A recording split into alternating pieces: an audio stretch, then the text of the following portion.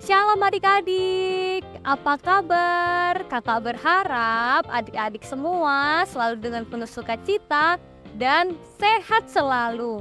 Nah, pada hari ini adik-adik kita akan belajar mengenai firman Tuhan kita pada hari ini. Oleh karena itu, adik-adik siapkan Alkitab, adik-adik duduk dengan tenang, dan kita akan mau berdoa. Kita satukan hati kita berdoa.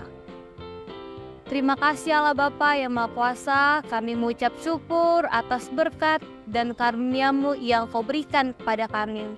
Pada saat ini kami akan mendengarkan firman-Mu. Kiranya Engkau yang memberkati hati dan pikiran kami, agar kami mampu untuk memahami dan melakukan firman-Mu di dalam kehidupan kami sehari-hari. Di dalam nama anak-Mu Tuhan Yesus Kristus kami berdoa dan mengucap syukur padamu. Amin. Oke, baik adik-adik, yang menjadi firman kita pada hari ini terambil dari Matius 27 ayat 57 sampai 61. Matius 27 ayat 57 sampai 61. Kakak bacakan untuk kalian semua ya. Dengan perikop Yesus dikuburkan. Menjelang malam, datanglah seorang kaya, orang Arimatea, yang bernama Yusuf dan yang telah menjadi murid Yesus juga. Ia pergi menghadap Pilatus dan meminta mayat Yesus. Pilatus memerintahkan untuk menyerahkannya kepadanya. Dan Yusuf pun mengambil mayat itu, mengkapaninya dengan kain lenan yang putih bersih, lalu membaringkannya di dalam kuburnya yang baru, yang digalinya di dalam bukit batu, dan sesudah menggulingkan sebuah batu besar ke pintu kubur itu, pergilah ia. Tetapi Maria Magdalena dan Maria yang lain tinggal di situ, duduk di depan kubur itu. Demikian firman Tuhan kita pada hari ini. Kita akan melihat sebenarnya apa sih yang dilakukan oleh Yusuf Arimatea, apa sih tindak keberanian, tekadnya untuk menguburkan Yesus. Oke. Yang pertama bahwasannya Yusuf Arimatea berani untuk menghadap Pontius Pilatus untuk meminta mayat dari Yesus. Adik-adik tahu tidak? Untuk menghadap seorang yang memiliki jabatan yang tinggi merupakan hal yang sulit. Karena apa? Karena orang yang memiliki jabatan yang tinggi itu harus ada kepentingan yang khusus, harus ada relasi, harus ada sesuatu yang mendesak.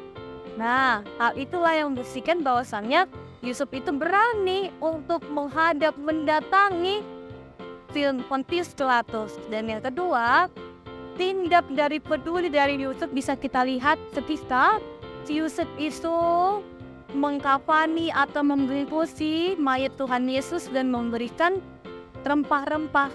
Dan hal itulah yang menjadi tradisi Yahudi saat seseorang ingin dimakamkan. Dan yang ketiga adik-adik, Yusuf juga membaringkan Tuhan Yesus di kuburan yang baru saja digalinya di Bukit Batu. Dan kuburan tersebut, tanah tersebut adalah tanah milik dari si Yusuf. Yusuf menggunakan kekayaannya untuk berbagi dengan kasih. Dan sikap dari Yusuf inilah adik-adik adalah sikap menghormati gurunya yaitu Tuhan Yesus Kristus. Yusuf menggunakan kekayaannya dengan memberikan yang terbaik, yaitu dengan menguburkan Tuhan Yesus. Oke. Baik adik-adik, kakak juga punya ilustrasi loh yang menarik, yang patut kita contoh. Dan oleh karena itu, mari adik-adik kita dengar secara bersama-sama ya. Oke. Shalom adik-adik. Shalom Kak. Oke, baik adik-adik. Sebelum kita mendengarkan firman Tuhan, kakak ingin bertanya kepada adik-adik semua.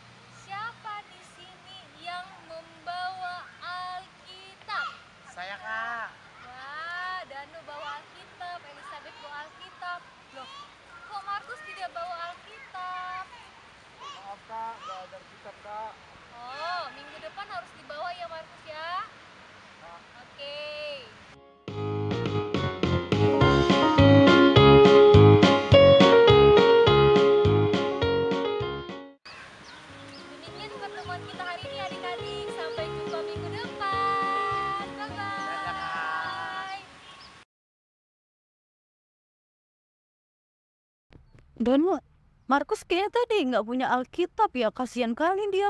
Iya ya, gimana ya? Kamu punya Alkitab lebih nggak di rumah? Kayaknya masih ada deh. Oh iya, gimana kalau kita kasih sama Markus? Kamu mau nggak? Boleh, nanti kita kasih ya, tapi kita jemput ke rumahku dulu. Oke. Ayo. Markus. Iya, Markus, kami ada sesuatu untukmu. Tadi kami lihat kau nggak punya Alkitab, jadi ini untukmu. wah, terima kasih banyak ya teman-teman. Sama-sama. Aku senang sekali. Nanti kalau belajar lagi, aku punya Alkitab. Oke. Oke. Oke, baik adik-adik. Setelah kita menonton ilustrasi tadi, kita bisa belajar bahwasannya tindak kepedulian itu patut kita hargai. Tindak peduli itu sangat berharga dan tentu terpuji. Ketika seseorang memberikan dengan segala kekurangan, tetapi dia mampu untuk memberikan, itu merupakan hal yang sempurna dalam sukacita. Ketika anak sekolah minggu memberikan dengan rasa sukacita, dengan tindak kepedulian yang tulus, maka tentu hasilnya akan menjadi yang terbaik. Akan tetapi adik-adik, ketika kita memberikannya dengan niat yang tidak baik, memberikannya dengan setengah hati, memberikannya dengan niat untuk sebagai pamer, itu akan menghasilkan kesia-siaan, akan menghasilkan kerugian, dan tentu akan menghasilkan kekecewaan. Oke, baik adik-adik, melalui kematian Tuhan Yesus Kristus menjadi tanda bahwasannya Tuhan Yesus sangat mengasihi kita manusia berdosa. Bukti, tanda, paku di tangan dan kaki menjadi cinta kasih Yesus kepada kita semua. Melalui minggu Letare ini bersukacitalah senantiasa bahwasannya kematian dan kebangkitan Yesus menjadi tanda keselamatan bagi kita manusia dan menjadi sukacita bagi kita semua. Dan oleh karena itu adik-adik, Tuhan Yesus telah memberikan kita yang terbaik. Sekian dari renungan kita hari ini. Kita lipat tangan, tutup mata, dan kita berdoa. Terima kasih Tuhan Yesus atas segala berkat dan penyertaan-Mu yang telah Kau berikan kepada kami. Kami telah mendengarkan firman-Mu. Kiranya Bapa, kami dapat mengerti dan memahami firman-Mu untuk saling berbagi terhadap sesama kami. Di dalam nama anak-Mu Tuhan Yesus Kristus kami berdoa dan mengucap syukur padamu. Amin. Bye-bye, sampai jumpa di minggu depan.